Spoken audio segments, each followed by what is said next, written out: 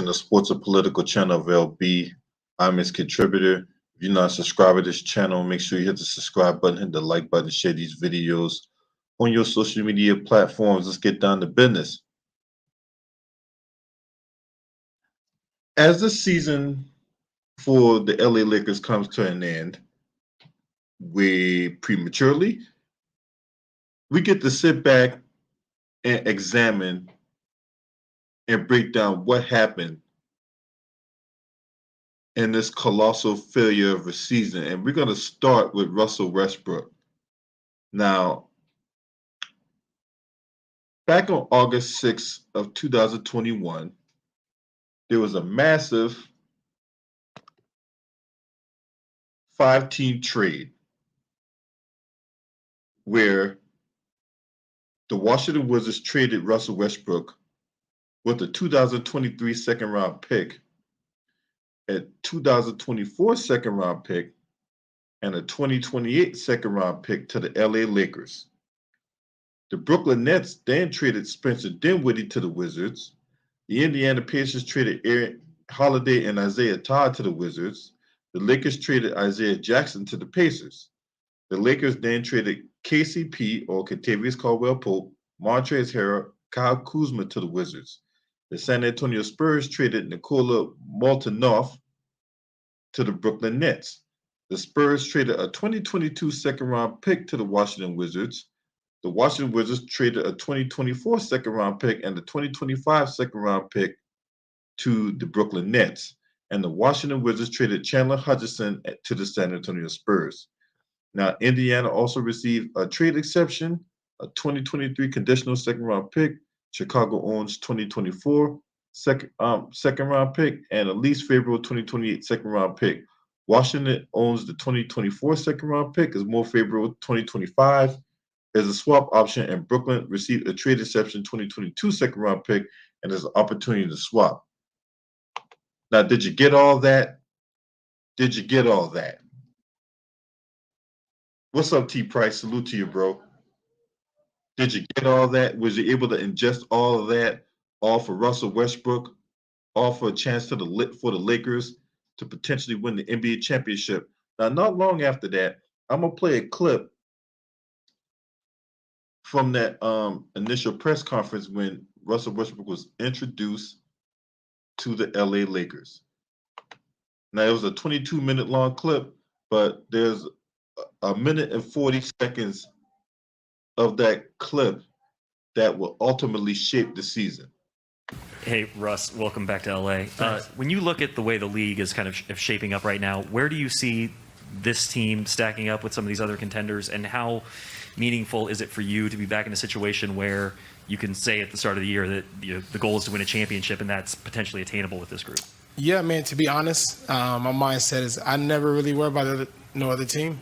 To be honest, I only can control what's in our locker room and how we able to compete and go out. And I put our team up against anybody. And that's just kind of how my mindset is. And that's where I stand with that.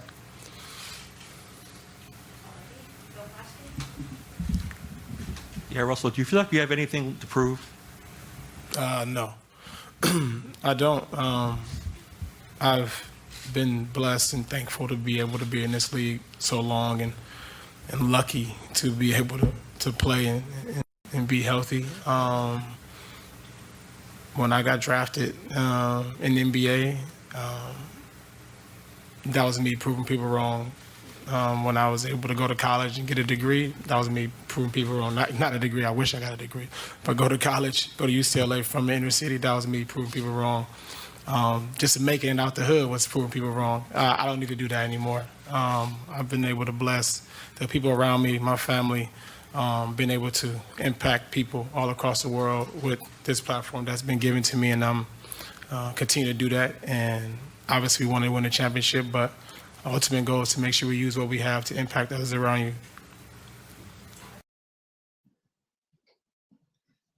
And that right there, when he said that he had nothing to prove, that was the wrong mindset to come into the season with. Now, anybody that's been a lifelong Lakers fan. I'm not just talking about some LeBron fan or some Johnny come lately. Anybody who's associated themselves with the Los Angeles Lakers that don the purple and gold uniform knows that when you go to that team, there are championship expectations that come with it.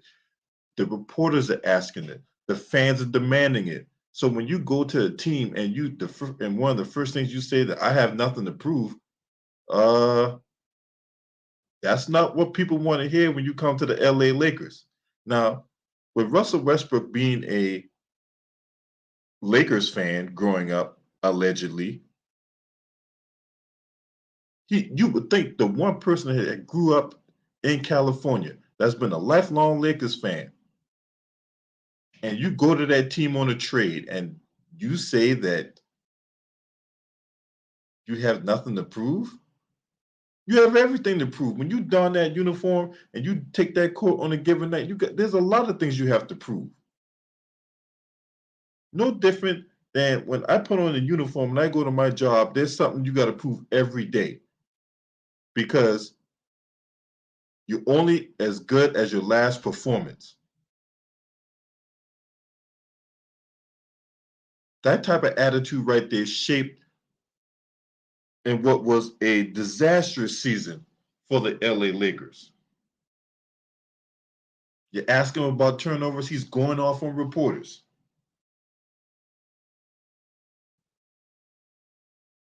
Now, we're going to read a Yahoo article. There was an article that came out on yahoo.com between Russell Westbrook and Frank Vogel and the exchange that they had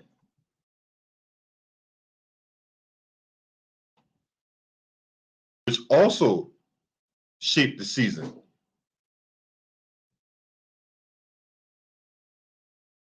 Because this was very telling.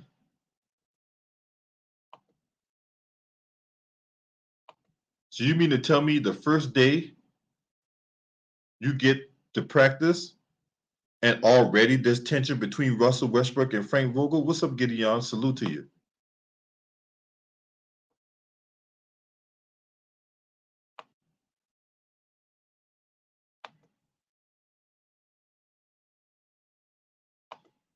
Let's go here.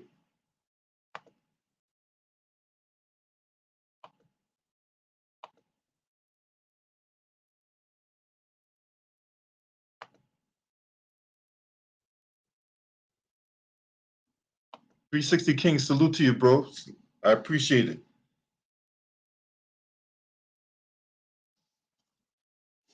And yes, I will be putting out more NBA content, especially with the playoffs ramping up.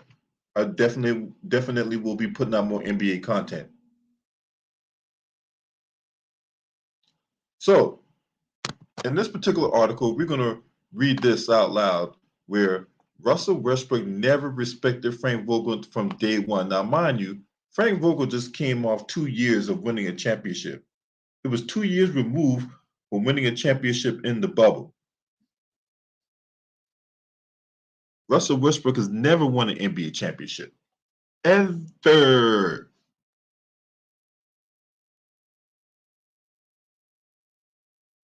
What's up, Alex Heron? Salute. He's never won an NBA championship. He's only played in 1 NBA Finals. Grindo24, what's up, man? Salute to you, bro. He's played in 1 NBA Finals, and he lost to LeBron James when he was a member of the Oklahoma City Thunder. Now, for all the players that have been around Russell Westbrook, the Kevin Durant's, the James Hardens, the Paul Georges, the Carmelo Anthonys, the Victor Oladipos of the world, this dude has changed teams, he's changed coaches, and the one thing that stayed the same was his mentality. And his mentality has not been conducive to winning. But you let him tell it though, hey, getting out the hood was good enough for me. If I win the championship, oh well, it's all good. If I don't win the championship, that's all good too. That's not the mindset you want to take you want to bring in going to the Lakers. What's up, LA Sports Live?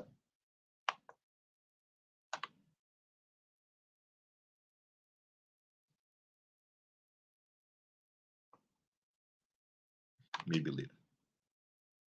We're going to pick it up here. The star point guard had one of the worst seasons of his career in LA after coming over to a trade from the Washington Wizards. He struggled to adapt in Frank Vogel's system, and his issues reportedly began before the season began. A Lakers staff member told Dan Woik of the LA Times that Russell Westbrook refused to share the ball with his teammates and wanted the ball in his hands at all times, which irritated Frank Vogel, who Westbrook reportedly did not respect. Now, there was a clash between those two when Frank Vogel wanted a free-flowing offense. So basically, whoever wanted the ball, whoever got the rebound, they would bring the ball up. Russell Westbrook didn't want that. He wanted the ball in his hands at all times. What's up, Trey? Trey Knight, salute to you. I'm gonna break this thing down. Then I'm gonna open up the chat line. You guys come in here. We're gonna really cook.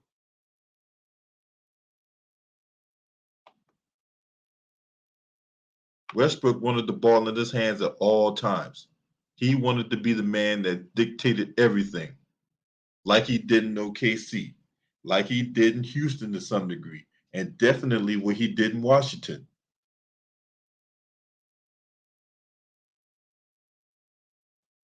I want the effing ball, get out my way. That's what his whole thing was. Russ never respected Frank Vogel from day one, the staff member told Wolf. The moment Frank said anybody who gets the rebound can bring it up the court, which is just how NBA game is played these days, Russ was like, nah, I'm the point guard, give the ball to me. Everybody run. Frank was like, no, we have Horton Tucker, we have Austin Reeves, we have Malik, we have LeBron, we have AD. They all can bring the ball up. He was like, no, I'm the point guard, give me that S. Everyone get out the way. From that point on, in training camp, it was a wrap because now Russ is a fish out of water. He doesn't know what to do. That's how that started. Now, Westbrook got his fair share of touches this season. Even when he continued to struggle, his teammates would still give him the ball. The 33-year-old is averaging 18.5 points, 7.4 rebounds, 7.1 assists, while shooting 44% from the floor and 29.8% from three, which is horrible. Horrible. He cannot shoot. So when there was the video of him shooting threes from the corner, while he was working out LeBron, I wasn't impressed from that. I was not impressed by that. We all know Russell Westbrook can't shoot. And they had him relegated to the corner shooting threes. Like he was going to all of a sudden become Stephen Curry all of a sudden. Come on. Come on. Come on. Not even, nowhere even close. And there was a point during the season where they took the ball out of his hands. That's why his turnover numbers went down.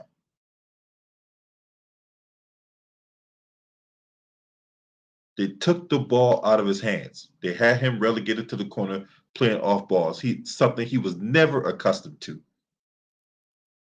There was moments during the season where they put him on the bench in crucial moments because he could not be trusted in crucial moments.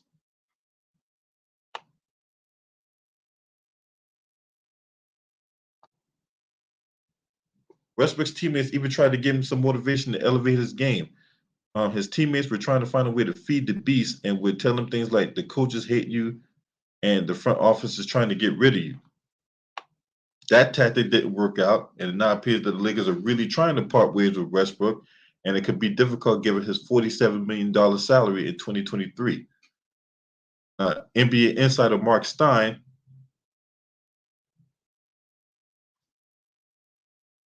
have named the Charlotte Hornets as one potential trade target. What's up, Crooktime P? The Intelligence Cycle. What's good, Pram? Salute to all y'all, man. Make sure you hit the like button. And if you support what I do, hit me on that Cash App and PayPal. Appreciate it.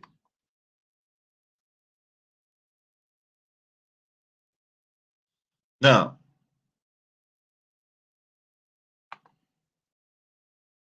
this season been a colossal failure for Russell Westbrook. the turnovers, the horrible shot selection, him going off on fans and all that, because he's real petty. He don't know how to have thick skin. Going off on reporters whenever they ask him a question, and then he's sitting up there talking about how he ain't got nothing to prove and all this other stuff. It's just disgusting, bro. Now, I'm gonna show y'all something else. Now, for a guy that's supposed to be so professional, because everybody was lauding and everybody was praising him for his professionalism, right? Well, what's professional about this? How is this professional? Scrub Zero, what's good? Salute to you. I just want to know, can someone help me out here? What's professional about this?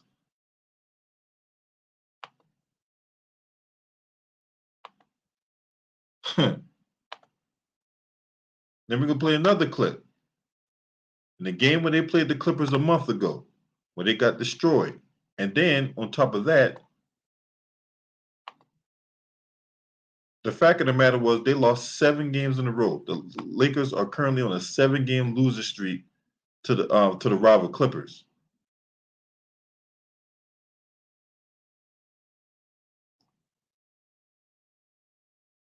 I'm going to play this clip.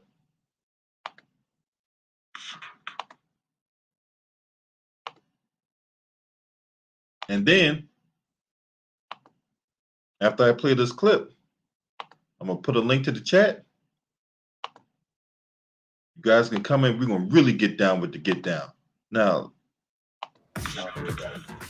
such a big difference between the 14-0 run to close the second quarter and then the way that third quarter. Now, mind you, look at that. First of all, what in the hell is this What is this, a jacket or a shirt he got on?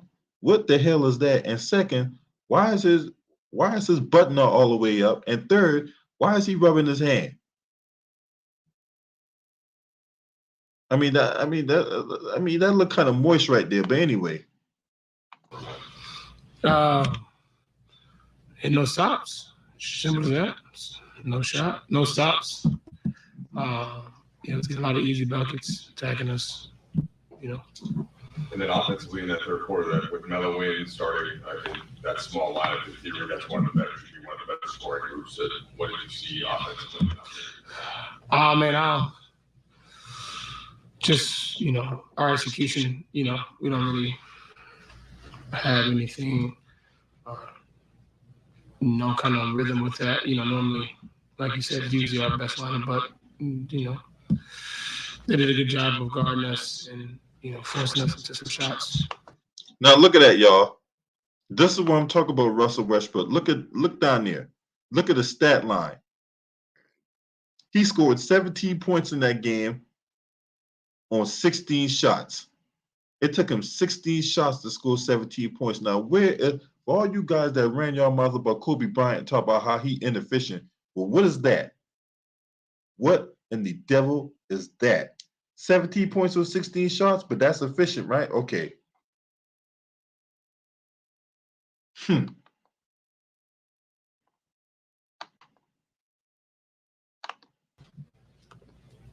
Russ, just beyond being a player on the Lakers, being a Los Angeles native and being on the team, Lakers see that loses the 4-0, see the sweep to the Clippers. What do you make of that? Nothing.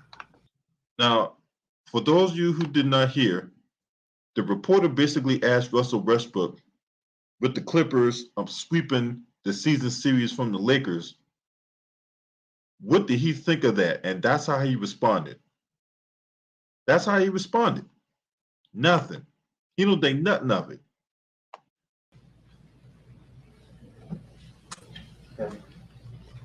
Russ, as you guys try to, snap out of this post-All-Star break, is the challenge do the problems feel similar, or does it kind of feel like a new set of issues to deal with? Depends on how you look at it. Depends on the game. depending on the flow, depending on kind of what's happening, and how we play. It's important. There's stretches where we play the right way, and then there's obviously stretches where we don't. Do you think that the energy and the will to solve this has that stayed the same throughout the year? I guess, at least for me, I can't speak for everybody else. You may have to ask them personally, but.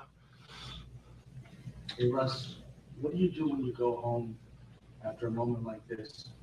How do you decompress? How do you de-stress? I'll go lay down, get some rest, wake up, take my kids to school. That's the most important thing. It's family to me, so be around my family is probably the most important thing I can do. Basketball is fun, but it's a short period of time in your life, so I don't stress out too much about it because my family is probably the most important thing in my life. So that's the way I can able to kind of just decompress and have my focus elsewhere. One more quick follow-up. See that right there. Once again, that mindset right there. You know what? I think it's time to hear what you guys think about this. I think it's time for you guys to come in and tell me what y'all think about this. Because once again, Russell Westbrook running around here talk about basketball secondary and his family is the most important thing. Look, ain't nothing wrong with that. If your family is important to you, that's great. Ain't nobody gonna knock you for that, right? But you also got to realize that when you're on a team like the Lakers, with their championship expectations, nobody don't want to hear no excuses about that play. Y'all saw the clip. There was no communication. There was no rotations. Guys is taking uncontested threes like Robert Covington, for crying out loud.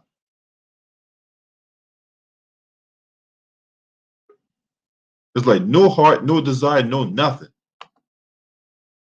What's up, T Price, man? It's good to see you again. It's been a while since you've been on here. Yeah, man, I had to come in here and support my brother, man. Hey, I ain't gonna be on for a minute. You know what they doing in my videos and all that. But let me just get on Westbrook because I'm not really big. I'm not going in on him like the media wants everything to fall on his lap. You know what I mean? And I'm just gonna say this about Russ. Trayvon said it even better before the season started. This is the downward spiral of Russell Westbrook. I don't see Russell Westbrook being in the league too much longer. I don't see him starting per se, is what I want to say. Because look, we already know LB, he was going to be the scapegoat. If it wasn't going to be him, it was going to be Melo. You know what I'm saying? So, and he coming out, showing his little titties out and everything like that, man, it's crazy. It is totally crazy, man. He sold his soul to Jay Reed. When you ask LeBron for his hand, like for his blessing, it's like, okay, and then they showed him shooting 3-pointers, and I was telling everybody, oh, look what he's doing. I'm like, dude, they set him up to fail.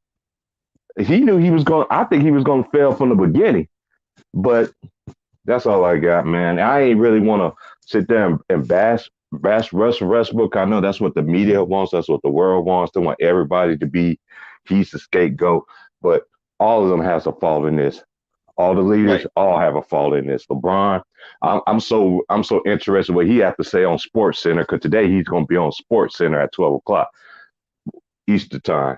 So I'm going to see what's so clear is what he has to say about this season. So, right, man, it's crazy, bro. Man, I know I got off the Lakers bandwagon, but that was for personal reasons. No, it had nothing to do with LeBron. But I didn't think the Lakers gonna be this bad though, bro. Like for real. I did not think that. I kind of predicted it, but hey, it's sad, man. And then you have all them young guns playing last night. Y'all should be playing them from the beginning of the season. Oh, I forgot. LeBron don't like to play with younger talent. Only time he was forced to play with younger talent when he was in Cleveland, he was young his own right. So I don't know what the Lakers gonna do, bro. JMJ 2121, what's up, man? What you got? Man, like T Price said, it started for UCLA in their national championship, He didn't start that game. Remember they had Kevin Love and Right. he Mm-hmm. had Darren Collison starting. Yeah, Darren Collison, right. Yeah, so started from there, but you know, when you be a starter, you gotta provide some offense and some defense too. Yeah, so Russell Westbrook needed to get it together, bro. He need You to can look his have own self in the mirror, right? you can have all the triple doubles you want, man. It's gonna be that one day. Listen, I gotta go step up and win a championship for our team, man. You know what I'm saying? You know. He did it with he went to an NBA Finals with KD and James Harden with Derek Collison. Not Derek Collison, but KD and James Harden, you know, and Serge Ibaka, man. But other than that, man, he after that, you've been a terrible figure for the NBA. You know you can have your triple doubles, yes, but you all dressing up like you what's it called, like it's 1986 with a rock and roll jacket and all that. Showing his titties and shit. Yeah, man, with a dress up. I said, wow. Hey, y'all, Just off topic. Hey, y'all, off topic. Why the hell I woke up this morning to 3 inches of snow in Oregon? We don't have snow around this time of year. Change first time for everything. I know to live in snow though. I lived in snow before. Everybody out here, they're like, "What am I supposed to do?" Hey, you near Canada anyway. You near Canada anyway, bro. I'm near. I'm near more. I'm mostly close to. I'm like about 700, 800 miles from California state line. So I'm right here about on Cali. I'm on the border of Cali. I'm on South Oregon. I live in South Oregon, by California. All right, and we go to the next person real quick. Hey, Grindo 24, you're next. What you got?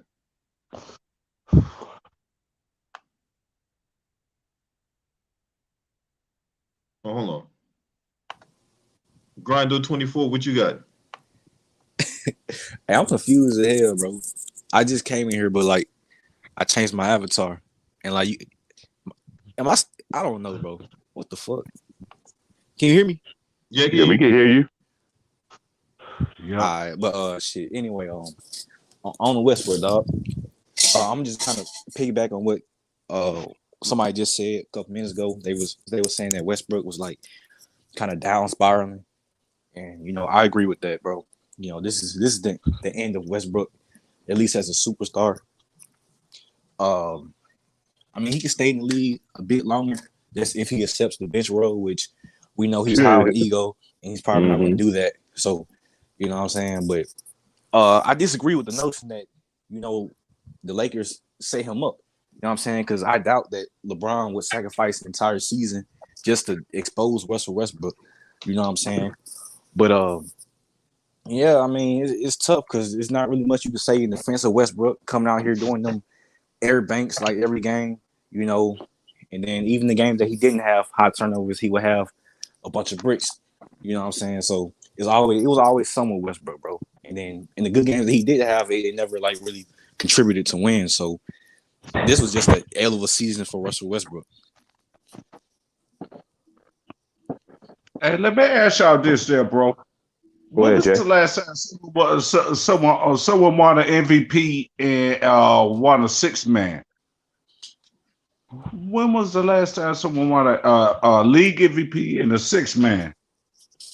Let me ask y'all that. In the same year? The same person? I never the same person. No, never seen that person. not the same year, but it had an every league MVP and other few times, you know, won a six-man. I don't know. I don't know either, bro. Man, it's been a while, man. You know, it's been a while. I think it's been a while. The only person that No. I say Bill Walton. It wasn't Bill Walton that did that.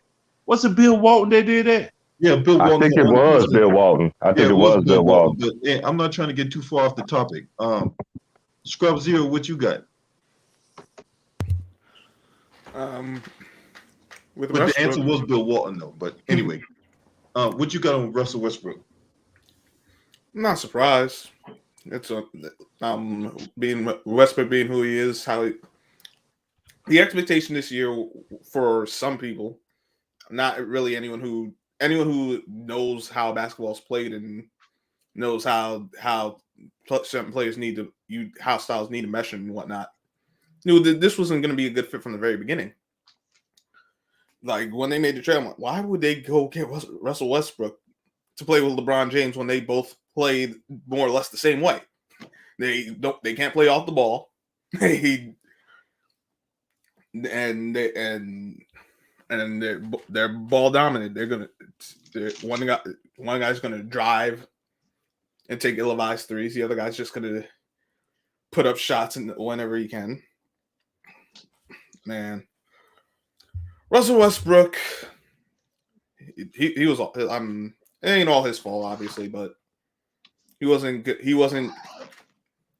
His style of play was never going to be conducive to this team getting to a championship because he has an alpha mindset. He wants the ball. He wants quick, to. Hold on, Scrubs here. Let me cut you off real. Hey, T Price, hold down the channel real quick. I'll be right back. I'm gonna go. All right, bro. Go ahead. Mobile. Yeah. All right, go ahead. Go ahead. Yeah. But yeah, Russell Westbrook is basically the same guy he's always been. He wasn't going to change his style to play with LeBron. And he would think, hey, LeBron, all right, you're supposed to be the guy. You would change your style to play with him. But he didn't. And we've seen how the season's gone. Westbrook, his play picked up later on, but it wasn't to the level we saw from him in OKC or even in Houston. So it is what it is at this point. He has to be better, but I think for all parties involved, it's best he move on. Or him and LeBron can't coexist. That's how I look at it. I agree with you on that. I mean, it's like I said on my channel when they first got this dude, I said, Russell, and this is not inconsistent the thing about Russ though either. All of them got to get accountability. LeBron didn't change his game. Didn't change his game this year. LeBron shot more shots than anybody on his team. LeBron didn't want to get, and then this is the thing. Leadership starts from the head, right? And who's the head? Who's the leader of the team? LeBron. So if everybody acts like LeBron, well, we don't need to practice. Well, it resulted in the preseason. Everybody was T Price, you don't know what you're talking about. Man, they don't need to practice like dude. I remember old schools, Michael Jordan, Magic, all of them, Dr. J, they play all their preseason games, play all their minutes too. You know what I'm saying? I'm like, you got to have practice, especially you putting all these different kind of bodies together. I ain't worried about AD. He's softer than tissue. But the thing about, I don't understand about Russ, I'm upset with Russ, but then I'm not surprised because this one big thing I always said about Russell Westbrook. When he didn't want to listen to Maurice Cheeks, Cheeks, the great Philadelphia point guard himself, then he was done. What's up, Trey? Go ahead and get on this. What up with it, bro? What's up, little bro? I see you called last night. I was going to hit you up today. I woke up to snow this morning. Yeah, man. I don't know. What's going on with everybody, man? I mean, shit, man. This is something that hit me in my head last night. LB, like T Price, everybody, like this hit me in my head. We forgot about like where these niggas is at. These niggas are supposed to be still in their prime, so called, right? Now the players that we watch, these niggas at least gave us 15. And I'm not talking about it's like, damn, this nigga horrible. Like Allen Iverson. Let's go to Allen Iverson last year. He wasn't horrible. He wasn't that AI 50 here, 40 on your head there, and all that when he started getting all that Detroit around those years. But he was still a good person to put on your team to where you could win games. You wasn't hearing about the teams that AI was going to the playoffs. You got a nigga that they still claim is a superstar, Mr. Triple Double, all these goddamn nicknames, I don't care about him like they want to say it's toxic. I seen little reports I say, yeah, LeBron being with LeBron, it really fucks you up. Look, Russ been playing like this, man. Russ been playing like this. The only thing is it didn't bother me because his ass wasn't in LA with it. Russ been a turnover machine. Russ been a bad IQ motherfucker ever since KD had him. LeBron took a chance to up himself on some GOAT shit. Thought he was going to bring Russ somewhere that nobody else could. That shit backfired on his ass. Russ should have known better. Russ should have known better. LeBron should have known better. I felt like, Russ, you've been ducking the super team shit for the longest. You've been doing a little duo thing, but you've been ducking that 3 thing ever since Carmelo left OKC. So I don't know. It's just a desperate. I know that those 3 niggas, Anthony Davis, you have no confidence in your game. Russell Westbrook, you've lost all confidence in your game. LeBron, you know you really not the GOAT and you ain't good like that. So all you niggas was at a desperate time in y'all careers, nigga, and said, fuck it.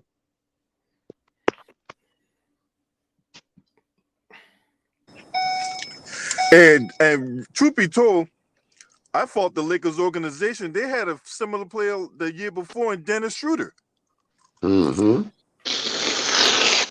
He was doing way better than this now. The only thing his problem was he didn't know how to like run the offense with when it's him and AD out there. Just when it's him and AD and LeBron going, he didn't know how to connect with AD. That was the problem with Schroeder to me. Nigga, if you can connect with AD, the most important thing for a point guard to me, you supposed to have the best connection with everybody on your damn team. Facts. You supposed to know how everybody play. Like that's that Rondo, that's that Chris Paul shit. They know everybody on their team, sweet spots, where you like to catch the ball. You supposed to know a nigga. Your point guard supposed to be the tightest nigga with everybody. Yeah, And Schroeder wasn't doing none of that shit. Oh, go ahead, Trey. Go ahead, Trey. Well, I don't know, bro. I'm gonna just leave it at this. It's a different day and age for real, bro. What niggas care about who play basketball now? They not. It ain't about the championships. To be honest, kind of like once if you look at it, it happened in every genre, bro. I can go into it with everything. Back in the days, artists who rap or sung, they really wrote their music, their own shit. It really took time and patience into their albums. Now, niggas is throwing hooks out there. It's a hook song. It ain't even a real good song. It's just all about the hook or the beat. Like, it's lazy shit going on in the world, and that's what's going on. It's all about getting the bag. It's all about just making your brand. It ain't about being the greatest. Who's trying to be Michael Jackson right now? Who's trying to be better than Prince? Who's trying to be better than any other greats right now? Nobody care about that. They just want more money than Michael Jackson. They just want more money than Prince. That's all it's about. So these niggas don't care if you look at them as one of the best, one of the greatest. They want to be one of the richest. Yeah, I just would like push back on that to some degree. I do agree they definitely want to be the richest, but with how some of that is falls on the fans too. We as fans allow the media. And not us, because I know LB and T Price and will push back on glorifying these guys, but like just in general, the fans allow the media just to say, "All right, this guy is great," or like sensationalize guys, and they just roll with it without really looking into. All right, no, like what makes these guys so great? Do they have any type? Is it skill based? Is it like is there something to them? What have they done? Yeah, what have they done other than what you just a little splurt or something? Right, not just highlights, but like you could actually break it down and look at them from a fundamental standpoint. Like, all right, this guy does this. And on what you saying, bro, because you right there on it. We're accepting small sample sizes of shit. A small sample size, and then we say, "Oh my God, he's one of the greatest players ever played this game." Damn, this is his first season. Stop that. He's talking about he's one of the greatest players ever played. Why we don't talk about Brandon Roy then? Because he didn't give us enough, right? Enough years. Right. He ain't in them conversations. But that nigga was raw. You ain't finna hear me lie and say he was one of the best players in the NBA. No, he could have been one of the best players in the NBA. His career got short.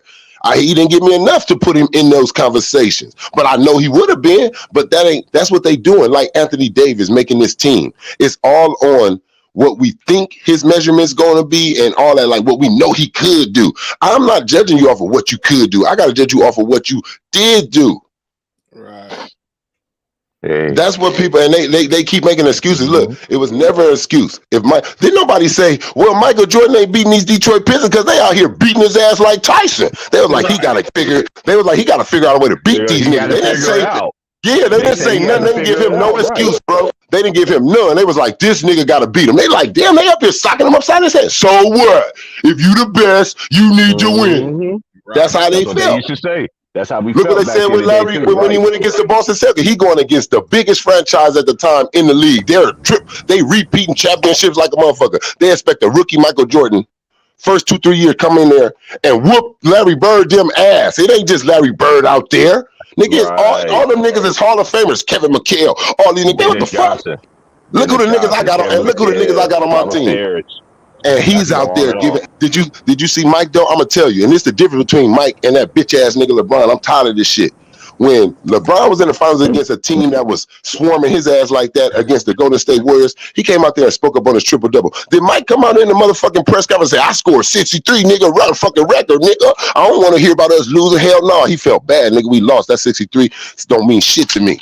Right. Larry Bird came out there talking about that shit, talking about, nigga, I thought I was playing Jesus. You talking about Jordan, right? Yeah, you talking about Jordan.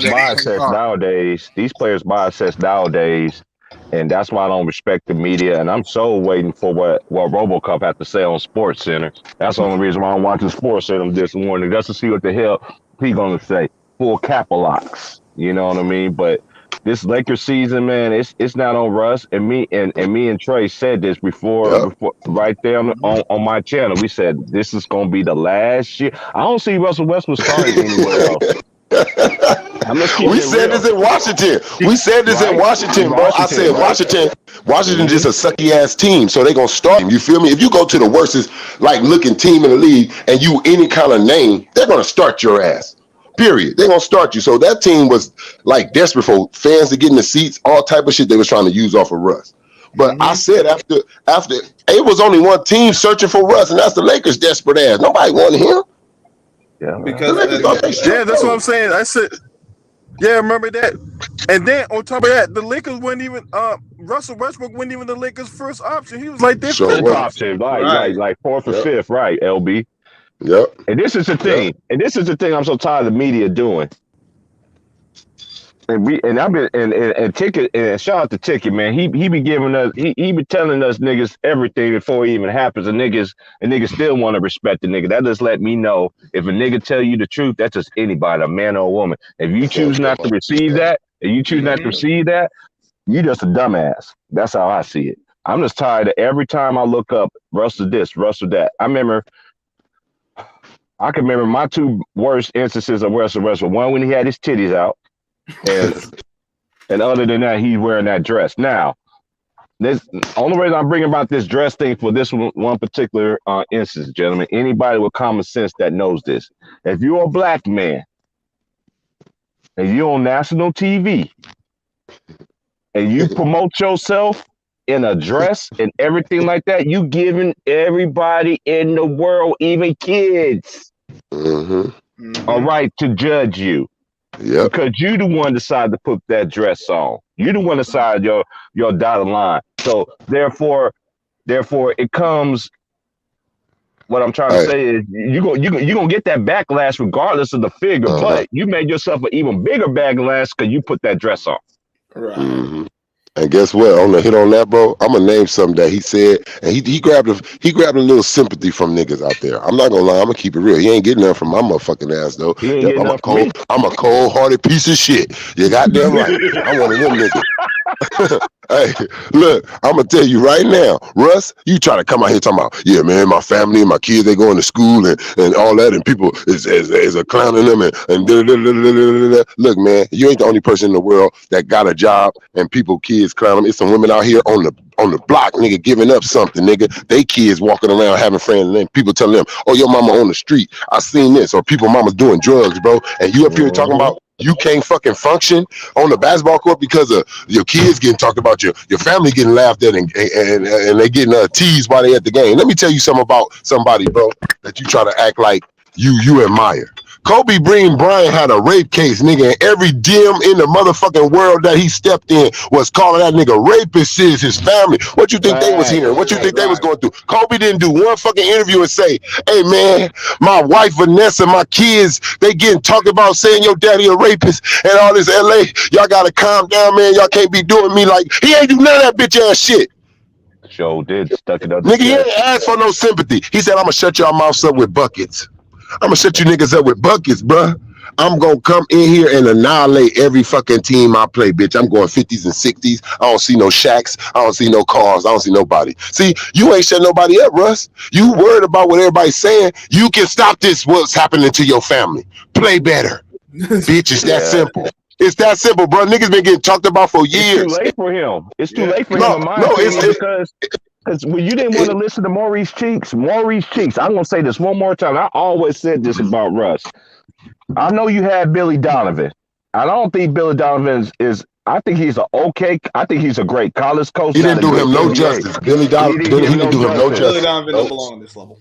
No, he don't belong in there. But when you don't listen to Maurice Cheeks, who's another black guy who's been assistant coach how many years? He's been an assistant long like Patrick Ewing has been in the NBA, and you didn't want to listen to him? I'm gonna tell you what it is. Right there and there that he didn't want. That let me know right there as a man. Okay, when you see somebody, you want them to be great. Everybody who I come across, even on my streams, I always want everybody to be what? Be better, be great. Don't be jealous, envy, support everybody. Be great. He didn't want to be great. And he got a sense of, but he didn't want nobody. See his mentality. Better than Maurice Cheeks, bro. You think he better than him. I want to say that. I want to let you know. I want to put that in there because niggas don't listen to nobody who they think they better than. See, he like, well, Maurice Cheeks, Russell Westbrook, Mr. Triple Double. Oh, I'm a bigger basketball player than you as by name, so I don't gotta listen to you. So you feel me? See, he'll say something disrespectful to a nigga like that. He ain't gonna say it to Magic. He ain't gonna say it to see their name's bigger than him. But I'm gonna tell you, any nigga in that NBA, if they name's bigger than you, they looking at you like, what the fuck you talking to? See, Dwight Howard, better career than Anthony Davis, but not name bigger right now. So that's why he pulled the move he pulled on him. Right. And everybody know this. For Anthony Davis to make the top 75 list before Dwight Howard, this is the thing. I don't understand these niggas. That's why I tell y'all motherfuckers, stay the fuck away from me. I'm just gonna say this too. Because somebody messaged me, I just seen a rude ass message. Okay, when it comes, this is how I rate players now, okay? Fuck this play-in bullshit. Okay, if you made it 1 through 8, you in my opinion, because that's old school rules. 9 and 10, fuck out of here. I'm with you on that. I'm counting them as a no-go. I'm marking it down from now on. Who didn't make it? What's the names? Because I can't afford to be putting your ass over these players like who was in the 9th and 10th seed back in the days who didn't get a play-in. We count them niggas. Yeah, nigga, they missed the playoff. Yeah, what you got to say? Now we got to say, oh, well, they was in the 10th seed. They got in the play-in. Now they was in the playoff. Then they won the championship. That's some hoe-ass. When we start doing wild cards in basketball, what the fuck? You got 82 games. This ain't football where you only got 16, 17 games. But not to go too far off the topic, but even football, it's like, all right, no, you have your teams, and whoever wins out of that wins the championship. But we know, all right, no, this is the champion. It ain't like the NBA doing right now. You got this playing. Look, 2 teams. Can you imagine if they did that for work, bro? Could you imagine if they did that for like your job? Can you imagine that you work so hard for your job? Just imagine like if this went down, you got hired, and then they say, wait a minute, it's a last round play-in though, the way you like, what I did on this fucking course and did all this shit, and there's one more thing, y'all didn't tell us this, and all of a sudden this nigga who was at the bottom was losing, you beat him. He come in and somehow he figured this little problem out. Whatever you got to do, and he get the job, or he get the raise, or he get the extra money. That's cheating the people who everybody started at the same time, I believe, on the same day the season started. Everybody had 82 games, I believe. So why you giving this nigga one more extra one to get in here, man? That's some bullshit. Just say this. Just move the season. Just give niggas 90 games. Just give niggas 90 games, man. Fuck the shit. Just make it 90 games then. Take the damn play-in out. Make it 90. I'm just gonna say this about that. It kind of remind you of Trayvon. NCAA tournament? Nah, it don't mind me of the NCAA tournament. I don't, because the NCAA tournament is like this, one and done. Once you lose, that's it. See, the 9 and 10, whoever loses, they get a chance to still play again. So how the fuck is that? It's like the NCAA tournament. To me, that's not like it. And I'm just gonna say this, RoboCop, you signed off on this dumbass shit. For the bubble, right? The loser of the 9 and 10 is out. So yeah, but the winner of the 9 and 10 play the loser of the 7-8, and then that team, whoever wins that game gets the AFC. Look, I ain't no fan of the goddamn on that whole play-in game. I think is a whole bunch of bullshit. You had 82 teams to figure that out, man. That's what I say on that. And then on top of that, not a whole lot of people talk about this, right? They talk about player safety. You got players sitting out already for injury management and all the load management, whatever the fuck they call it nowadays, right? Mm-hmm. You already got players. Something that Popovich started. Why would you even have an extra game just to determine who make the playoffs when you got 82 games? I thought player safety was a priority for y'all. So go back here. That's all I got, man. That's all I got for that. I mean, look, because it don't make no sense. You got the 82 games. You got the tiebreakers, head-to-head, conference record, all this other. Why the hell do you need a playing game? Oh, right. Oh, I know part of the reason. Why I gotta do it, nigga? Some of that damn money and get more eyeballs on your game, man. Yeah, they be playing 115 games, man. That's a real problem right there. 115 games. You know what I'm saying? 82 games off of that. Then you probably had to play 30 games, even a game 7 or something like that. 110, 115 games, man. That's crazy, man. That's real crazy. I would say that if these players weren't taking nights off and then they getting this rest and they still got these complaints, like how y'all complaining when the guys back in the day didn't have as much rest time? They was playing 82 games regularly. Yeah, and I'm glad you said that. And I'm just gonna say this. I'm just gonna harp on what you said. They played. This is before they played all 82 games. They played all 6 or sometimes all 7 and played their minutes. I seen it. Right. I seen Mike. Man. I seen Magic. I seen Jabbar. I seen all the great ones, man. They all went through that. That whole season is a jug out. Is a straight. Back in the day, it was a gauntlet. Cause that's how it was when I played ball. Cause my dad was like, "Son, you see what these guys doing in the NBA? Y'all talking about y'all want to play in the NBA? What they doing? They still practicing. They still practicing. They playing a preseason game. My dad was teaching us this. Me and my brother this when we was young. Me and my twin brother this. You know what I'm saying? My brother played college ball. I didn't want to do that shit. I knew they picked niggas for that shit. But he taught me though how it was to put in that work. I saw the old school generation. That's why I get mad at this new generation. Everybody want to call me a hater. Like, dude, no.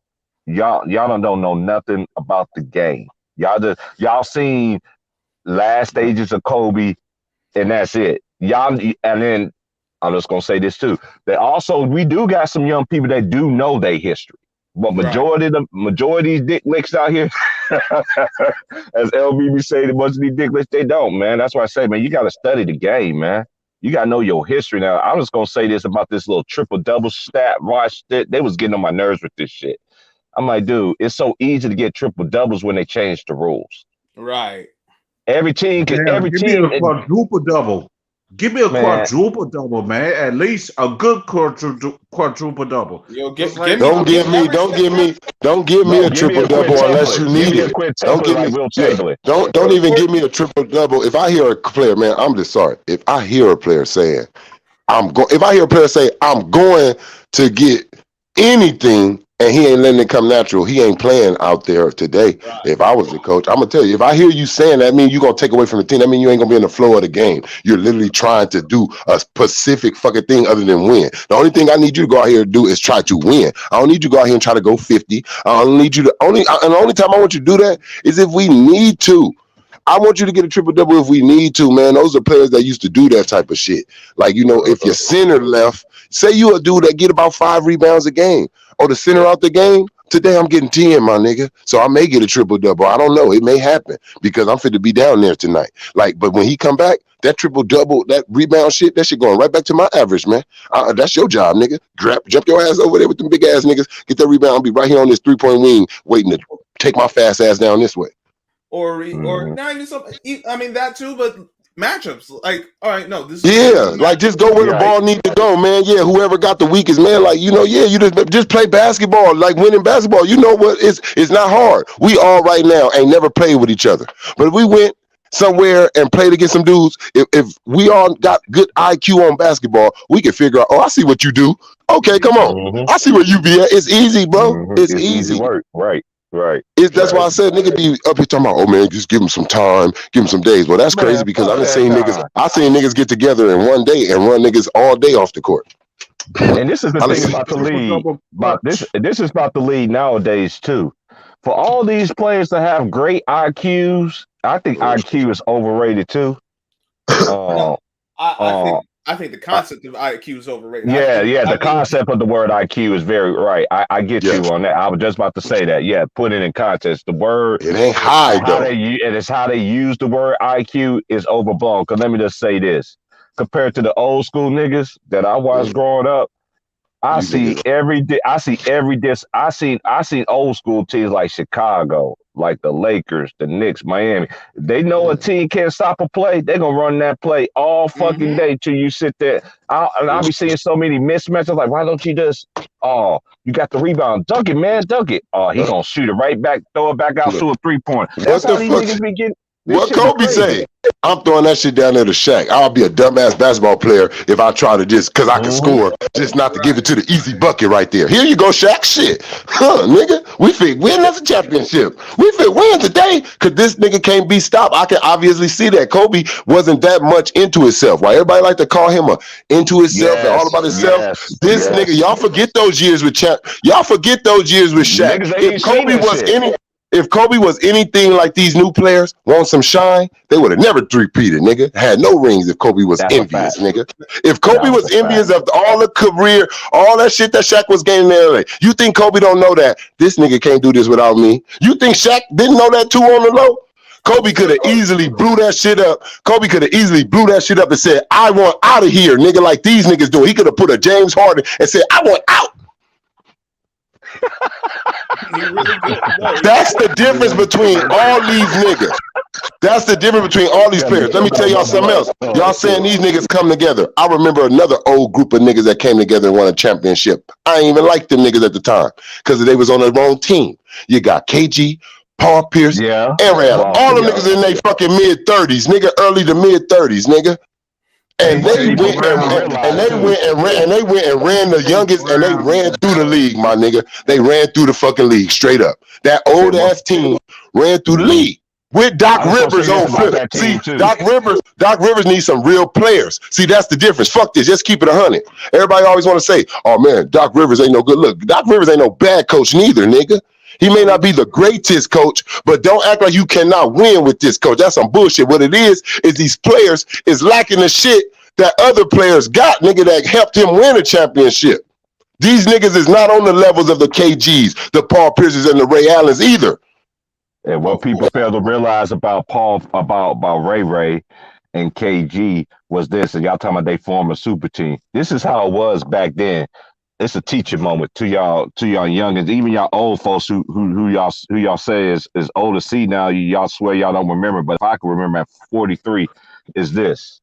Back then, Ray was Ray. He did over 10 years. Okay, he was with Bucks doing this thing. They should have went to the NBA Finals. Mm-hmm. And then but Allen Iverson was a bigger name. Yeah, Iverson was a bigger name. Now, let's go over here to KG. KG was stuck in Minnesota. Now, everybody knows the last time Minnesota was good, like going to the playoffs was when they had KG. Right. And then by the time they did put the pieces together, who he had to go against? Shaq and Kobe.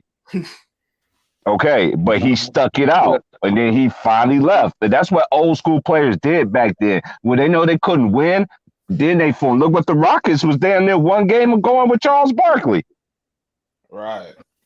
And No, I'm Drexler. gonna tell you wrong about that. I'm gonna tell you what's wrong about that. It's Minnesota Timberwolves, but you still had the Minneapolis Lakers with George Yeah, Mikan you in there. did. Yeah, and everybody don't know about George Mikan, man. And I do my due histories. I think my best big men of all time. I gotta be real here. I gotta say Wilt, and I gotta put George Mike in that too. Then you could put Hakeem, Shaq, and whoever else. Them two right there. People that know about George Mike and look him up, man. I'm telling you, that man was everything. You said And George then Mikan? Wilt, I'm gonna definitely take a look at him. I'm Yeah, telling you, man. Mike was a beast. And Mike can shoot the three. And you know what? In 2K, if you play 2K a lot, if you play with the old school Lakers, you could shoot the 3-pointer to George Mikan. George Mikan had 3-ball range, but they didn't have the 3-ball back then. Just like Jerry West. Jerry West used to shoot that thing from way back then. Now imagine how many points per game. And a lot of people forget about Jerry West. He played two ways. He played defense. That's how you're supposed to play the game. I can't give these niggas now. All these niggas now is just one. You just good on one thing. That's offense. Where's the nigga? I missed the game when niggas was actually good on both ends, offense and defense. And the few guys that actually can do both ends is, well, with Kawhi, he just always injured, and then yes, that's the only thing. I love Kawhi, but he stay injured, man. That's the thing. Klay Thompson could do both, but he's been banged up. It's like, damn. Yeah, he's coming. I say with Klay, he ain't gonna get back to himself till like next year. I say it takes a while, man. You've been gone 2 years. He ain't like KD could come in and be gone and like, goddamn, you can do that. That was like, goddamn. But at least with KD, he only had the Achilles. It wasn't like he had the Achilles and the ACL. Remember, yes, that's another thing too. Yeah, that is a fact right there. Now I like Giannis. Giannis can do both. He's not a great shooter, but you see he puts in effort. He's going to do what he can. You could tell he's working on his game. Look what you see each year he's progressing and everything like that. It's just like when they did that comeback against Milwaukee, hit that 3-pointer. Back in the day, Giannis probably would have airballed that bitch. I'm just being for real. But he's improving. Look at his free throws. His free throws, he's steady. Look what he did last year in the NBA Finals, even this year. You put him in the free throw line, he's Giannis is setting the standard. I respect what Giannis is doing. He ain't trying to get every motherfucking body. Everybody talking about, he got Drew Holiday. Dude, you got to have teammates. You can't have 5 Giannis Antetokounmpos out there. Like some people think that RoboCop play all 5 positions. When he really don't. When he can't. He dodged that smoke with Jokic. I was waiting for that Jokic and beat him. Like, they say this nigga ain't even playing. No, he can't match up against any 5-man, offensively or defensively, because his game shit with him doesn't have the game for it. Man, his game ain't for it, and this is the thing with LeBron that I never understood about LeBron. For him to be so great, and for him to have all these Hall of Famers, and for you to have your record the way that you did, to be honest, you should be 3-6. But I have to. I call him 3-6-1 Mafia. Yeah, he supposed to be 3-6. He supposed to be 3-6, honestly. 3-6-1 Mafia. Because he got that bubble chip. He has a tournament chip, man. Yeah, everybody. You see how they be talking about that shit on TV? Or like, yeah, they listen to us. They get that bubble ring. Ain't nobody talking about that. And look, this is what I said. Trayvon can say this too. When this nigga came to the Lakers, I said this. Boy, that was a sad day for us, dude. Boy, me and this nigga was defending our lives. I was gonna say this. I was like, man, let me get this shit out the way. Nigga was trying to cut me off. So no, I'm gonna get off because I don't say much. I was like, hey, I'm a Laker fan first. Right. LeBron came to my team, so therefore I have to root for him. But there's a difference. I'm not gonna cap for him. Right. But if he's going to do what I think he's going to do to the Lakers, I like how you said that, bro. He came to our team. What the fuck? Yeah, I said he came to our team, which he did. Look, his first year, let's just keep it real. His first year, what happened? He got hurt. They didn't make the playoffs the first year. To be honest, don't leave it out, bro. You leaving out some things. You leaving out a few things on that first year, bro. You know what you was talking about. He broke them young niggas' hearts who looked up to him. Yep. Nigga, admiring his ass. That's what happened, bro. And Rondo got an article out, bro, where Rondo said he seen it in the locker room. He said, with them young niggas who was looking up to this nigga when they was playing basketball in high school, thinking like all about the Kobe's and everybody, and they running into these niggas. And when that trade shit came out about LeBron with Brandon Ingram, he said, I seen in every last one of them young niggas' eyes, they felt hurt. They felt like, damn, what do you think we weak? Like they just lost all faith in him. He said if LeBron would have went up to them niggas and slapped them on their back, he would have put a battery in their back. If he would have been like, come on, nigga, we can do this. Boom. He said them niggas would have played their ass off for him. He ain't no leader. Yeah, that's another misconception. This is what makes me wonder, like, all right, so how great is he really? Mm-hmm. Because you got all this talent, you have all these accomplishments, but when you really look at what he does on the court and you see how his teammates react around him, it's like, what are you really doing? Everyone got to adjust around you. You can't adjust to everyone else. Look at Steve Kerr. Everybody who with LeBron, let's be honest, like how we look at it, bro. I feel like the niggas who do chalk up for LeBron is because they want to keep their bread, my nigga. Like, you got me some money. You help me with my family, bro. Of course, I'm not going to never forget that. Like, you feel me? J.R. Smith, a lot of you niggas was on y'all way out the league. Jefferson, like, you know what I mean? Perkins. You niggas wasn't, he getting you niggas paid on the bench, my nigga. So it's like, of course, you feel indebted to the nigga. He probably got you a few jobs, like at ESPN, whatever. So you feel indebted. But I'm gonna tell you, Michael Jordan ain't get nobody no jobs. All Michael Jordan did was make niggas championships. Like made niggas champions, and maybe if they played good to get the championship, yeah, you got your money on your own, or you did your contract how you did on your own. But it's crazy that they say Michael Jordan was a piece of like a mean ass bully, to his teammates and all that. But guess what? It ain't no fear. Every time they ask one of Luke Longley, cool coach, they're like, man, Scottie Pippen, the only pussy ass nigga. Scottie Pippen, the only one. And that's crazy because it's the nigga. They always say it's the closest niggas to you or do you and try to screw you, my nigga. And that's just what it be. And that's just what it is. Because he been not liking Michael Jordan, nigga. There's all type of stories out there. See, why everybody looking at this book, they were saying Scottie was envious of Jordan in the playing years. Yep. He was glad when Michael retired. Get this nigga out of here, trying to take over and all that. Like, he was ready for Mike to leave. He was mad when Mike came back. After he pointed at his shoe, wanted him to come back. He wasn't a number one. That's just what it is. And that's what I'm saying. Like, we gotta really recognize, bro, that first of all, it's only a few LeBrons and Kobe's and their dark niggas that can come, and KG's that's gonna be one of the greats coming out of high school. That's a stupid head start. But we gotta look. These niggas is basically trying to act like they all are out of high school. That one and done shit. You think you fresh out of high school? Like, you think you a Kobe, huh? You think you go straight to the league? And they not. They coming to the league half fucking geared up. You don't know how to read offenses. You don't know how to read defenses. You don't know how to do this. You don't know what the fuck is a back screen or half. You don't even. I'm paying your ass. I'm paying you to teach you how to play basketball. That's fucked up on a coach, a grown ass man in the pros. So you skipped all that shit in college. See, we got to remember that all these greats that we got, all these Hall of Famers, why was they so? They learned the game in college first. Mike did 3 years. Mike, the GOAT, did 3 years. Kareem, he did 4. These niggas was learning the game. They wasn't just coming to the NBA, man. It's only going to be a few Kobe's and LeBrons, man. But if you look at it these last years, everybody been thinking they basically a one and done nigga, and they not. A nigga shoot 50% 1 year from the 3-point line. You like, oh, we getting him. He's a sharpshooter. Can we see next season if he's consistent? See if he's 50 or if he go to 45 or I don't know. Shit, let's just see. And yeah, listen, some of these players do need to get more seasoning. They need to understand. They need to really learn the game. They need to show some patience. So these teams, these teams gotta be like, you know what? No, I'm not gonna draft him because he ain't ready. Because he's not ready, and I don't have the pieces around him to get him ready. Or go to him and give him some confidence. You feel me? Look, man, we really want you, but you're not ready right now. We want you, man. We'll wait for you and all that, but you're not ready. I don't want to bring you up here, man, and destroy your confidence, because that's what happens. Remember what Michael Jordan did to his rookie? Mm-hmm. He destroyed that, man. What's his name again? It's with an M.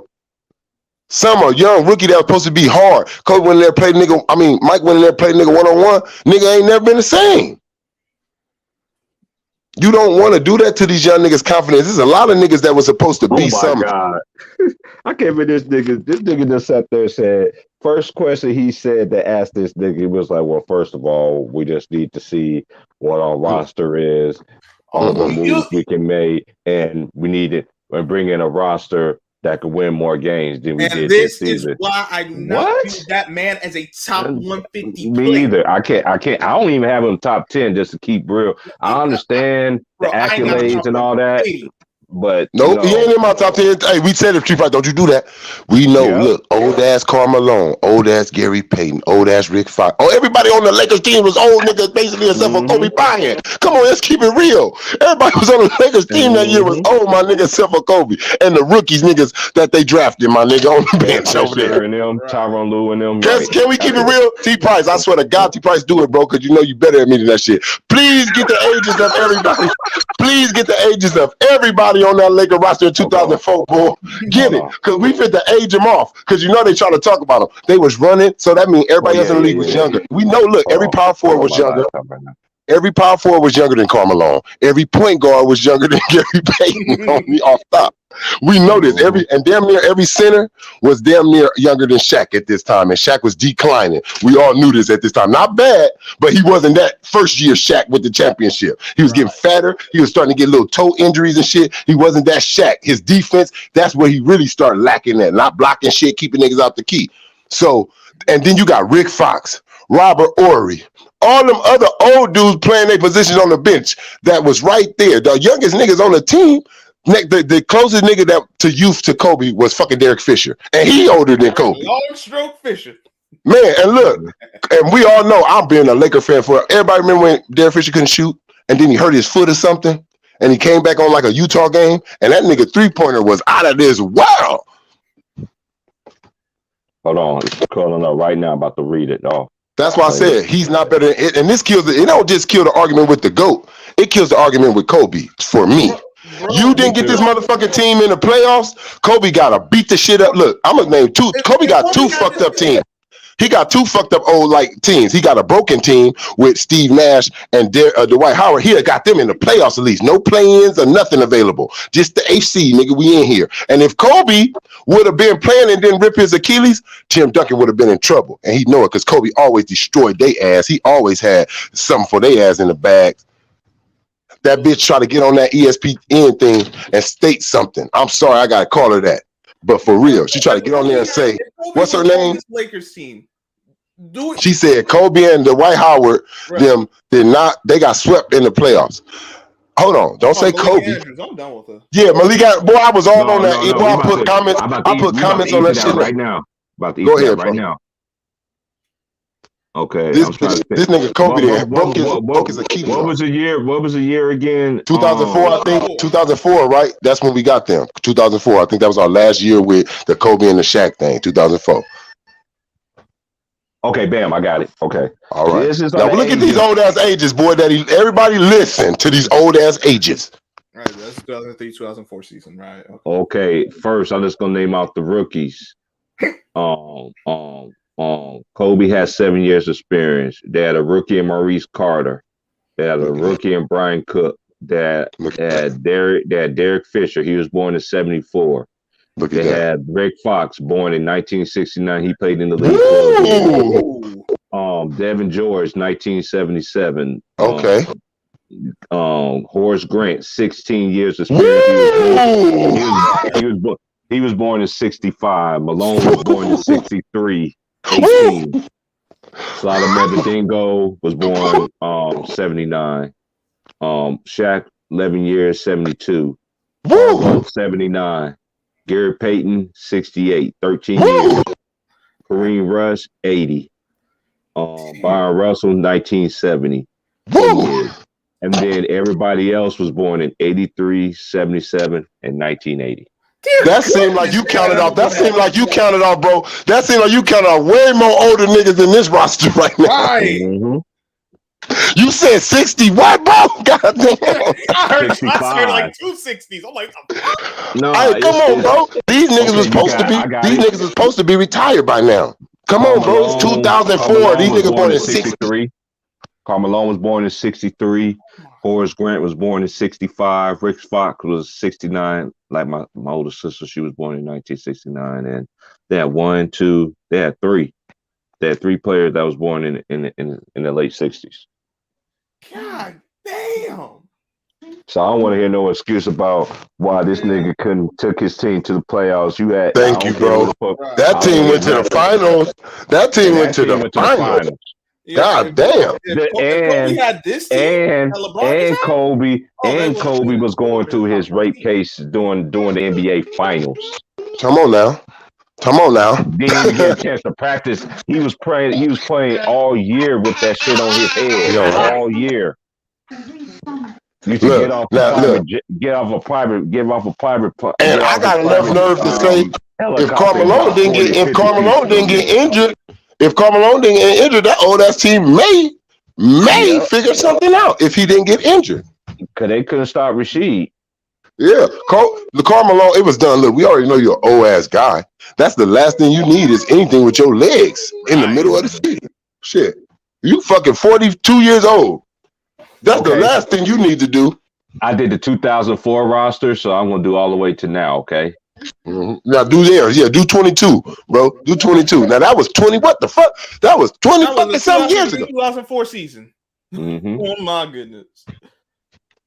Now come on, bro, Kobe, and look, and then it was Kobe had another team to drag after that with the Dwight, and not no age, just niggas' bodies broke. Their bodies broke. Okay, nigga, you got Steve Nash. Steve Nash out there. Steve Nash throw a fucking pass, his whole pinky come off. Shit, you like, what's going on? Okay, this is this year's team. This year's team. Westbrook was born in '88. Malik Blount was born in '98. Carmelo 84, Avery Bradley 90. Now these is all the niggas with the experience, Okay, Westbrook has 13 years experience. Carmelo 18 years experience. Avery Bradley 11 years experience. Dwight Howard 17 years experience. LeBron James 18. Mm-hmm. Wayne Ellington has 12, and DJ Augustine has 13. Now, all the young guys that they have was Malik Monk, 4 years. Taylor Horton Tucker, 2. Austin Reeves was a rookie. Gabriel, 2 years. Mason Jones, 1. And Kendrick Nunn, 2 years. And Kendrick Nunn didn't even play. I know, but I just talk about the age. Yeah. Yep. They did. Now this team was way older than Kobe and them by a long shot. This shit's crazy.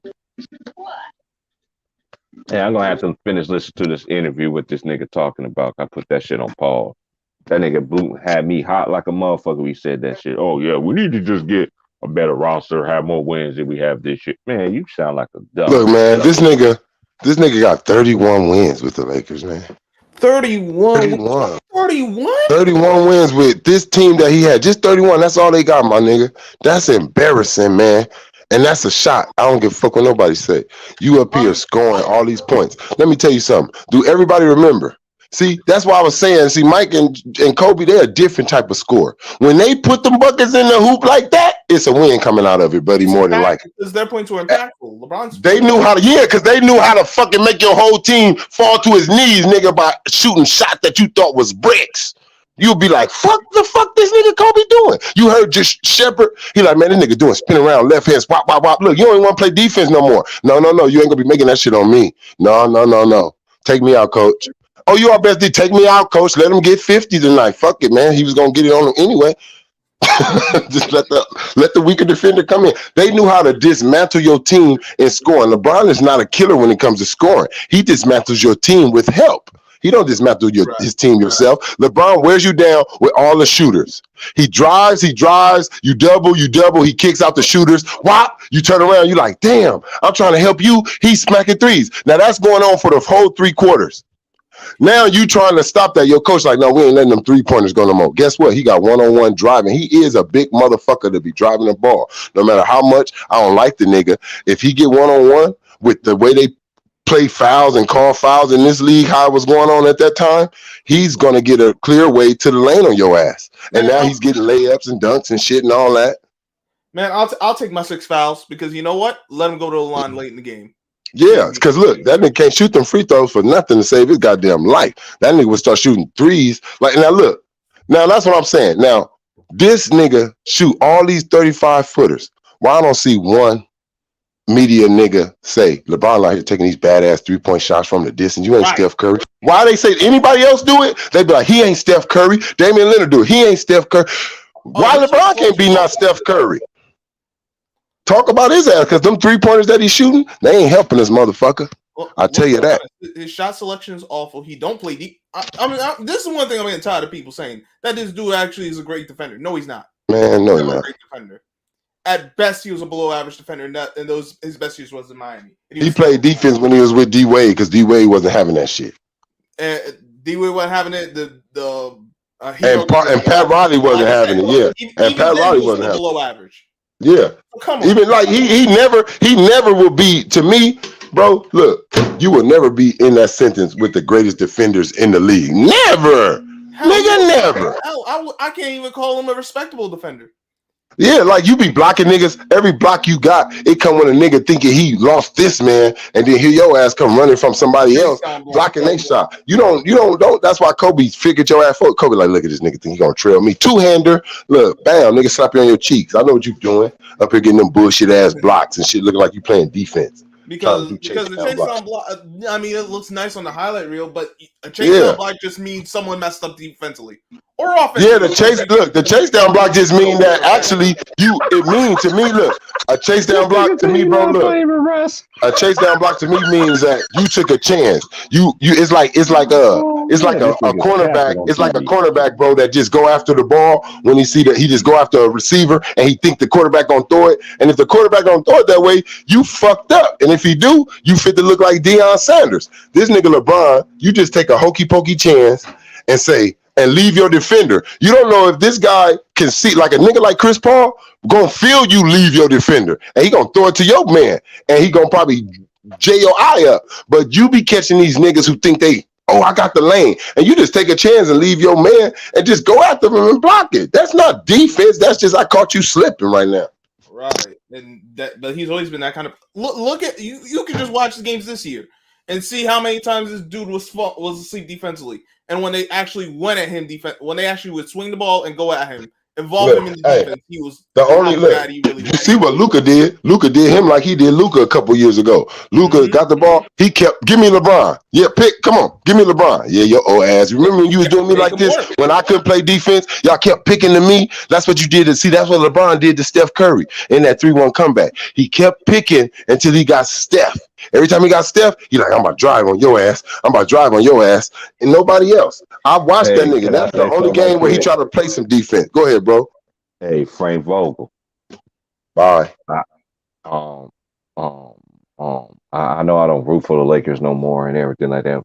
It ain't got nothing to do with the players, but it ain't your fault, Frankie. You sold your soul to the wrong man. You still got fired. This man just sat here and just said that, I don't get into make a decision of firing coaches. I'm over here. What happened to that nigga? So what happened to David Black, motherfucker? Man, exactly. This nigga's capping hard. Let me finish this shit. All right. What happened to David Black? They're gonna try to go get Mike Brown. They're gonna try to go get Mike Brown from Golden State Warriors. Man, Mike Brown ain't gonna do nothing. They just trying to get somebody else. It's about getting somebody that already ran LeBron James' system. That's all it's about. It's about really getting somebody that LeBron James is comfortable with. That's all it is. It ain't even about he's a good coach, man. Let's just get somebody that just know how to deal with your bullshit. You know, at this point, I'm like, Lakers, please get Doc Rivers.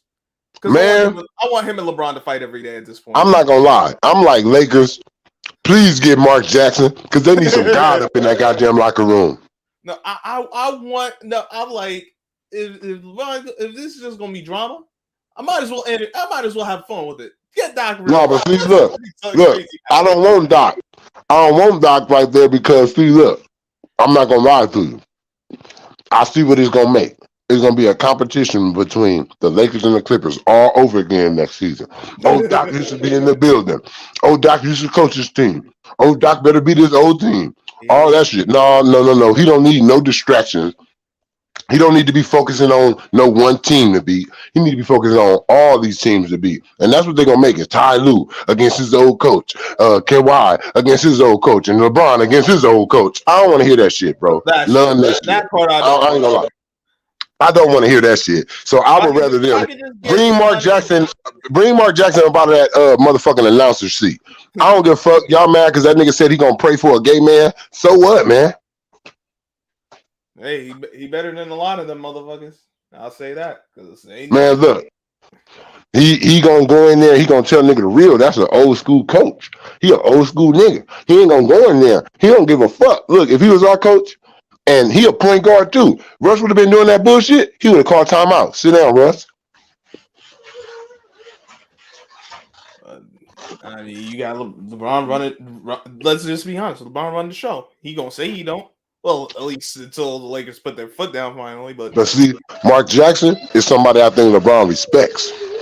So you got to get a nigga like that LeBron know that other niggas will get on you if you disrespect him. Mark Jackson got love throughout the league with some of the greatest players to ever play. So if a nigga just disrespect Mark Jackson, you finna get backlash throughout from all type of niggas. Of course. So that's the niggas that you got to put in front of LeBron. Like, remember when LeBron got into it with Phil Handy? Phil Handy was like, nigga, don't be walking up on me like that. LeBron kind of calmed down because he know Phil Handy got so much love in this league. I can't go at him. Right. Now, if that was another trainer, he would have destroyed him. But he know Phil Handy got niggas like Kobe in his pocket. Like, he trained Kobe and these niggas, and now they know niggas respect him. I can't say nothing back to you, Phil. I just want you to hear me. Please let me tell you something. Hey, I just thought about this. Now that Frank Vogel's out the way, you remember that clutch client that you think is possibly one of his people gonna end up being a coach? I hope got not. Got put that out there. But that's a fair point. That is a very fair point. I hope not, but how many clutch clients does the Lakers still got on this current team right now? One too many. Exactly. First one's too many. God. Even if they got one, it's too many. I don't want nothing from LeBron over there, man. I ain't never want that nigga here.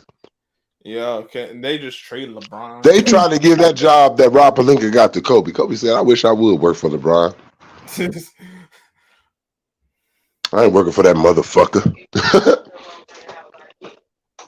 and they wouldn't be in the spot. They could have drafted Jason Tatum, but no, they just had to get Lonzo Ball. The Lakers could have drafted a lot of niggas, man, prior to even that draft, man. Mm-hmm. They ain't got I'm sorry to say, but Jeannie, you fucked up when you disrespected Jerry West. Mm-hmm. Oh, definitely. I don't know how the hell did she let that happen. See, disrespect Jerry West. Mm-hmm.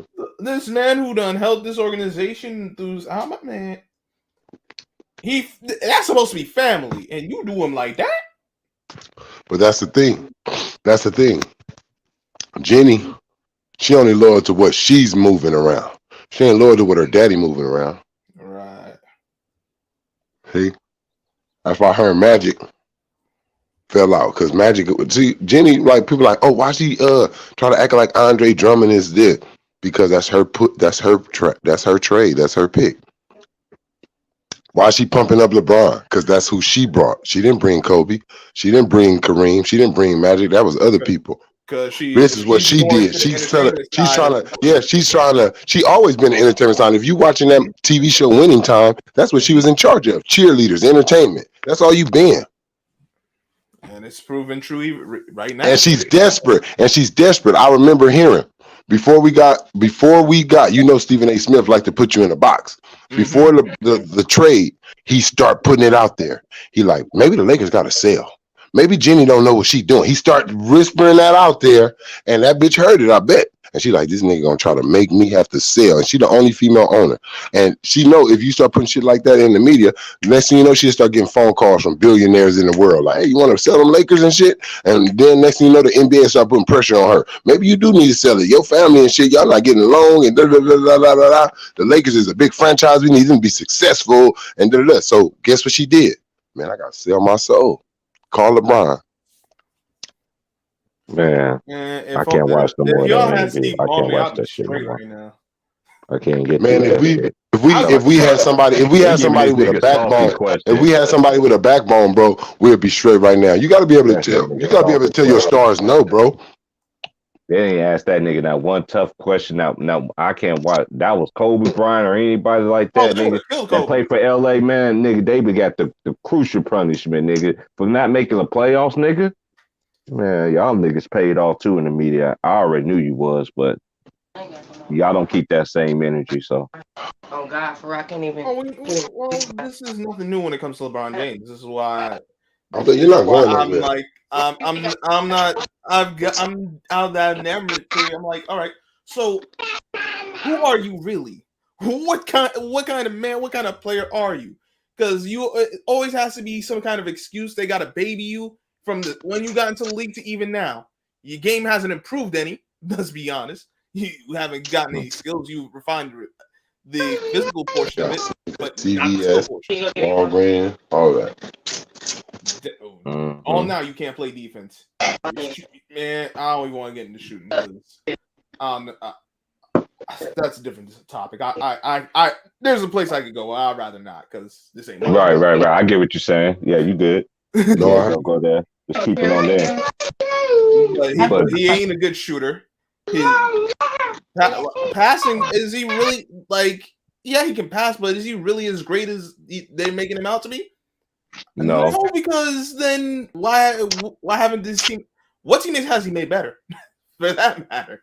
I just put it like this: if he was a great passer, you'd have did Magic Johnson assists, did 12 assists every year, Right. averaging for a career. So you want to be a great. I just think I know a lot of these players, especially with him. You know, he get all this extra credit. I remember they was pumping him up when they was playing the Pacers. Oh, he can play 5 positions. Oh, okay, he can guard. Anybody can guard Roy Hibbert. I can't wait. My stuff hurts. I don't understand. Roy Hibbert did the biggest meltdown I ever seen. Like, dude, you can't kill LeBron, big as your ass is. You a Georgetown Hoya. Like, what the hell is wrong with Always you? been soft though. I know, but ever since then, though, they was pumping him up that he could play all 5 positions and shit like that.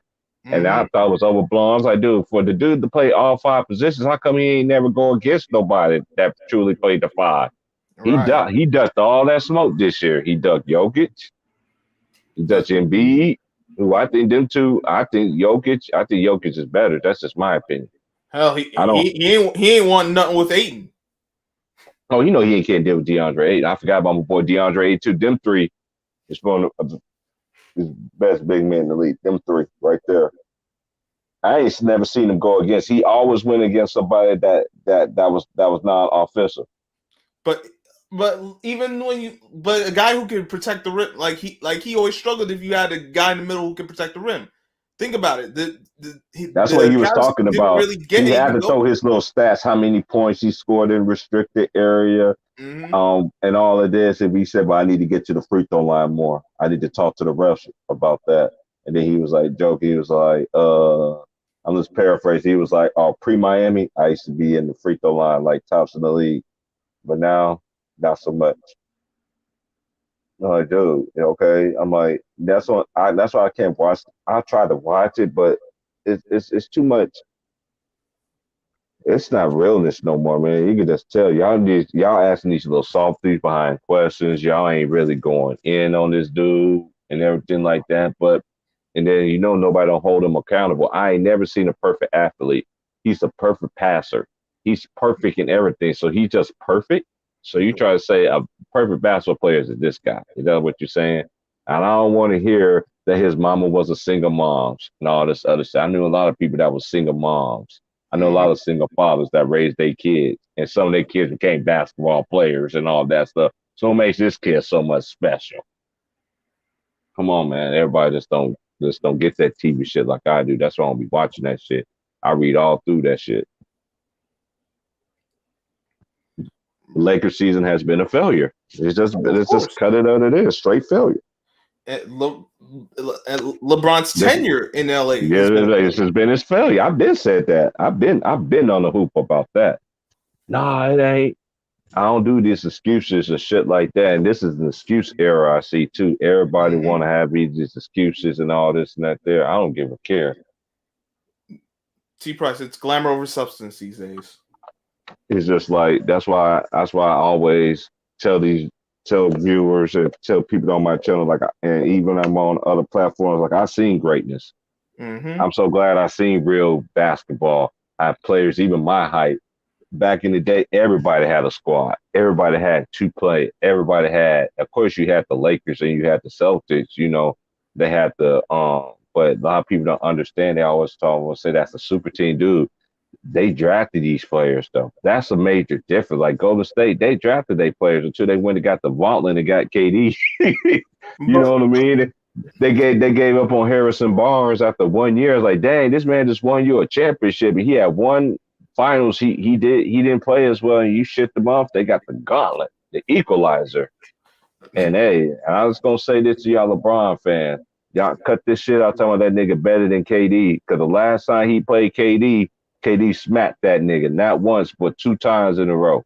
And hit him in a dead spot, in the same exact spot, in every one in this exact spot, like he did in back-to-back finals. Let's be honest. He wasn't better than Paul Pierce. Paul Pierce was better than him. Man, I love the truth, man.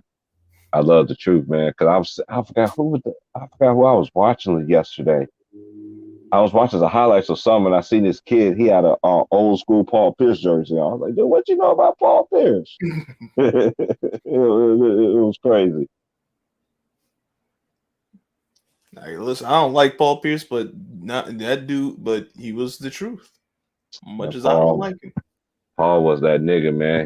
I remember it was him when it had Antoine Walker. And that's when NBA Live was the shit. They was putting the shimmy and all that other shit, putting real moves that players was doing, and that was back then, man. Pierce was getting, and even Paul Pierce know, man.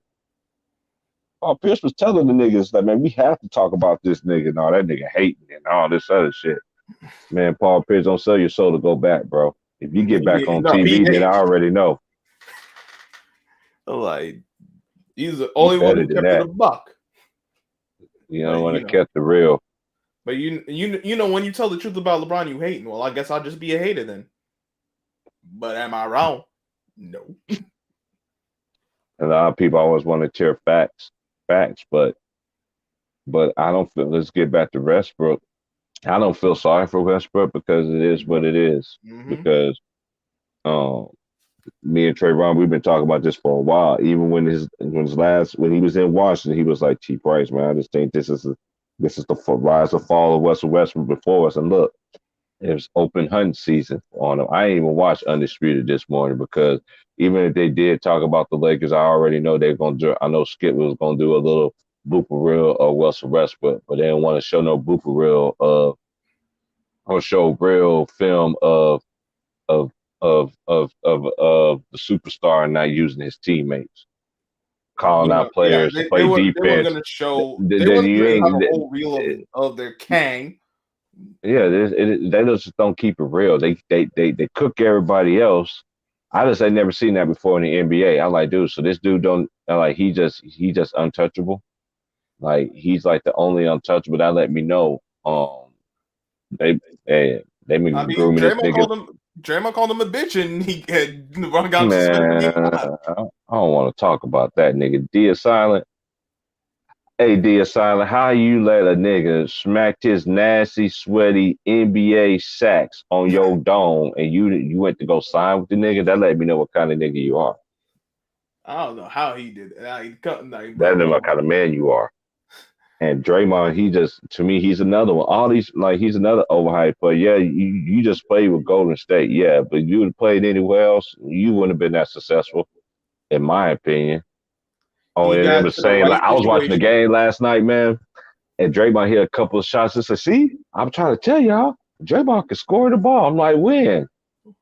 Last time Draymond scored 30 points was Game 7. That was the best game of his life, and he lost. And he lost after getting suspended for one. Man. Get the fuck out of here.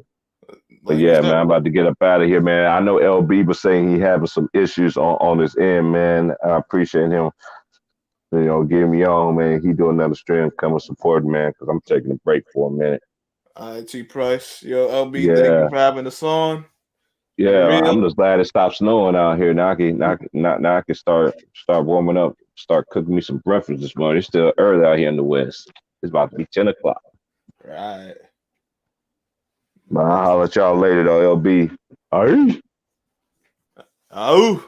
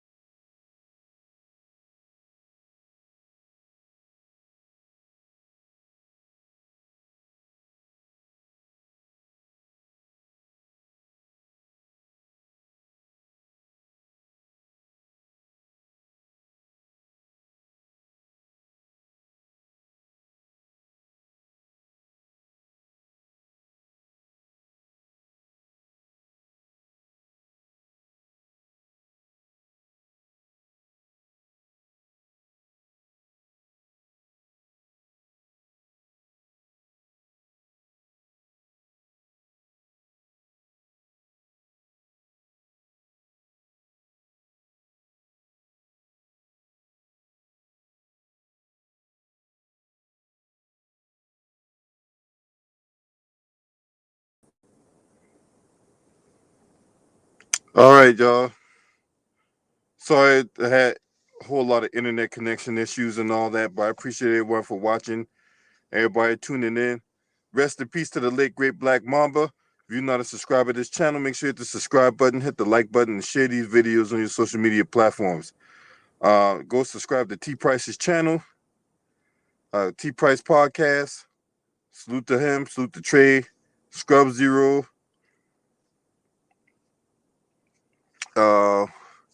Thank you for Terry Smoots for subscribing to the channel. Appreciate it. And last but not least, shouts out to the Lions Day basketball community. This your man. Scream at me.